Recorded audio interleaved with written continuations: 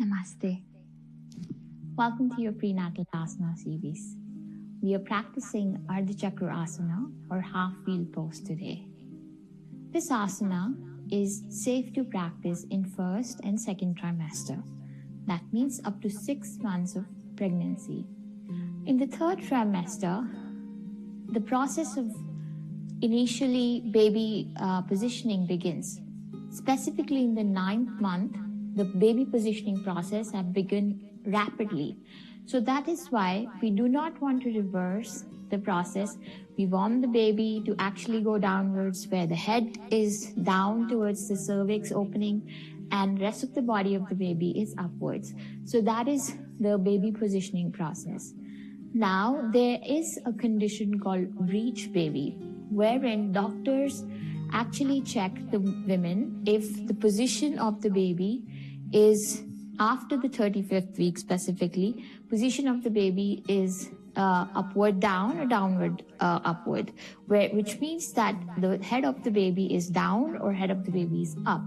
In case the head of the baby is up and rest of the body is downwards, this is called a breech baby position. In this scenario, most medical practitioners opt for cesarean section. But there is a way, or there are some practices that we can do in order to reverse the breech baby until we have about 3 weeks to 4 weeks of time in between the delivery timing. That means from 35th week to about 38th to 39th week, we can try certain external practices to reverse the breech baby. Now, one of the asana which can be helpful in reversing the baby's head downwards is Ardha Chakrasana. So even though it's not recommended in 9th month, but it is contraindicated if there is a breech baby condition. So you can recommend this asana only if there is a breech baby condition. Otherwise, please avoid this asana in the last trimester. It should also be avoided even in the first 2 trimesters if the woman has these 3 conditions. 1, she has high blood pressure. Second, she has consistent dizziness and she reports that to you. Third, she has acid reflux. Now, acid reflux is very common in the first trimester. So being aware of her bodily condition, her mental state, and her rapid changes in the body is very much required. Just know that a woman's body is cyclic in nature. Even though when she's not pregnant, she goes through various cycles during the month, and her bodily energies, her biorhythm of the body is very different during the entire month.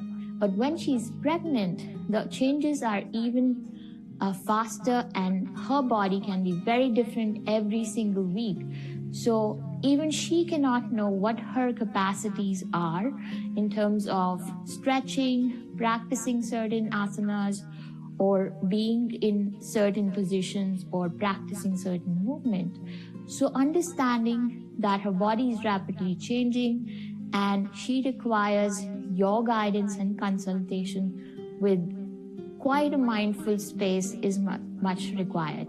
So being mindful while suggesting her and even coming into one asana and coming out of it, the transition should be very smooth, and at any point in time, any jerk should not be happening in any area of the body. So no jerking, no rapid pace, no holding breath, and just relaxing.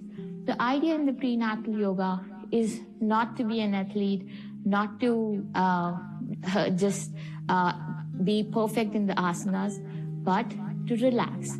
Every asana the motive and the goal should be for her to be able to release her stress, the hormonal changes that are rapidly going on in her body, to be able to adjust with that and be able to rest in certain position and relieve certain areas of the body with the help of asanas.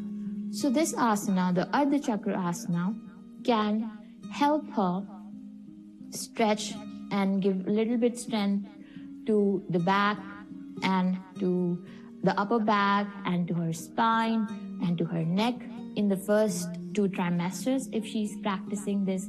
It can also help with the digestive system because the first half of the body is stretching in a good amount. Also remember, we are not practicing any inversion postures in the prenatal yoga. Ardha Chakrasana is a partial inversion posture. So that is why in the third trimester, it is not recommended.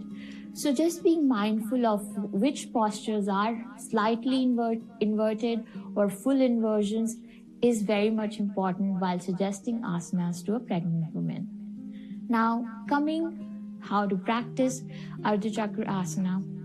If the woman is in her first 2 trimester, while even laying down in the supine position, she can come down directly.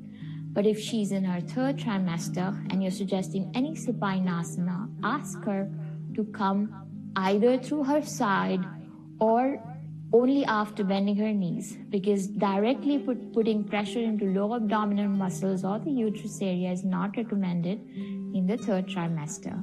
So let's begin with the demo of this. Even though I've entered my 35th week, but I would just try to demo it in few seconds.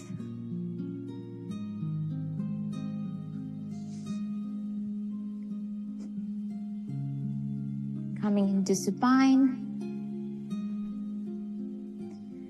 Keeping the legs bent and in comfort position. From here, interlacing your hands. Taking it at the back of your head. Being comfortable in this position. Once you're here, we will rise up from our buttocks, lift our buttocks upward, and the goal is to touch our chest to our chin. Remember, ask the woman not to hold the breath. Sometimes unconsciously when you ask them to inhale, they forget to exhale. So the breath should be very normal. While uplifting themselves, while lifting themselves, they can inhale, but allow them to exhale immediately while even staying in the posture. So one more thing that can be added in this asana is Mula Bandha. Mula Bandha is root lock, squeezing your sexual and rectum muscle. That can also help her with the toning her pelvic muscles. So inhaling up, trying to touch the chest to the chin. This is our Chakrasana.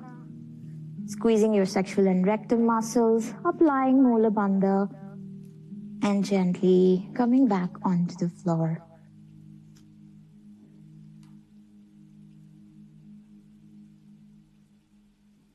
Now, one more variation that can be done with this, which I would suggest, that only recommend to women who have a lot more balance even though they're in their pregnancy, because in pregnancy, women tend to lose their balance as the center of gravity shift. So it's important that only if you find there are women who've been practicing a lot previously or have some level of physical activity and they are okay to practice, then only recommend this variation. In this variation, they lift their back, come into Ardha Chakrasana, and also lift one leg.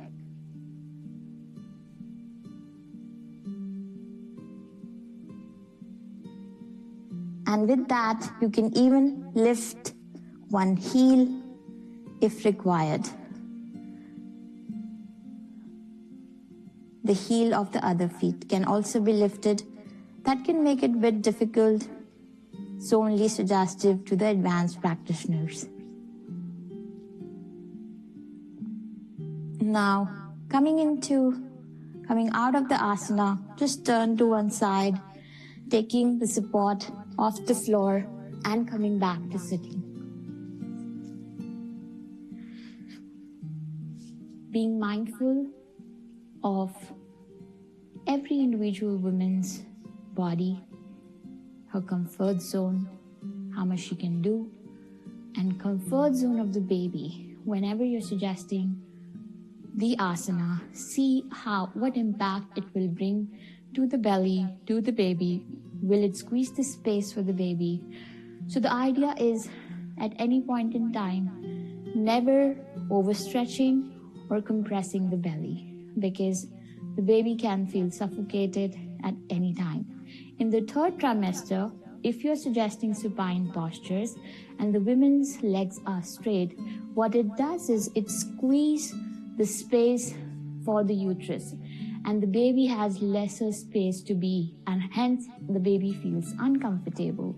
Being pregnant, I can tell you that I feel it absolutely, the discomfort of my child inside the womb. So it's recommended that always be mindful, and you should remind the women to have their knees bent all the time in the supine if they're specifically in their third trimester. Taking care of these things will really help in their yoga practice. Thank you so much.